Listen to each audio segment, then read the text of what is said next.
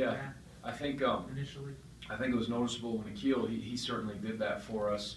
With Joe, I think Joe's comfortable being, a piece to it. He doesn't have to be the main guy. And I think after that Tennessee game, I think it was like, okay, not that they were playing for anything but trying to be good, but after that game, I think they said, whatever it takes, however, we're going to try to get this done and become a better team. And I saw Akil really, we sat down and said, look, we talk about this is your strengths that is going to help your future as a player, but in the same time, it's going to help our team. And they go hand in hand. And I think he really has done a good job with that. And with Joe, it's just like, he doesn't, whatever helps the team. Now, I think both of them, interestingly enough, and I don't know if this plays into it, had injuries in the late summer. And so they've missed a lot of summer and some of the fall workouts.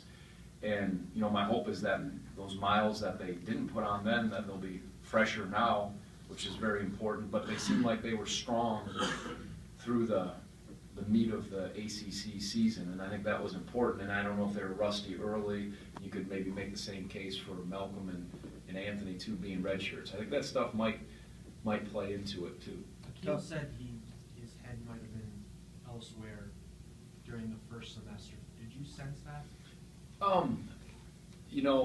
I think whether it was a Tennessee game, whether it was him, you come in, you're expected to do well. You're a senior. Sometimes you see it a little different there. This is how we're going to be good, and now it's my turn. And I think he really, as I said, after that Tennessee game, embraced it. And I saw a change after the Tennessee game, somewhere in that time period. I think I use that as the mark, but where he really, you saw him.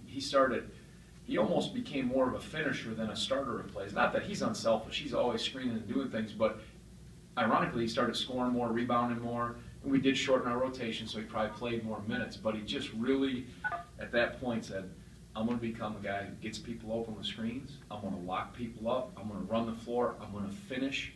And all the other stuff's gravy. And I think when he really embraced that, when sometimes we use the term, when he stayed in his lane, he became more effective. And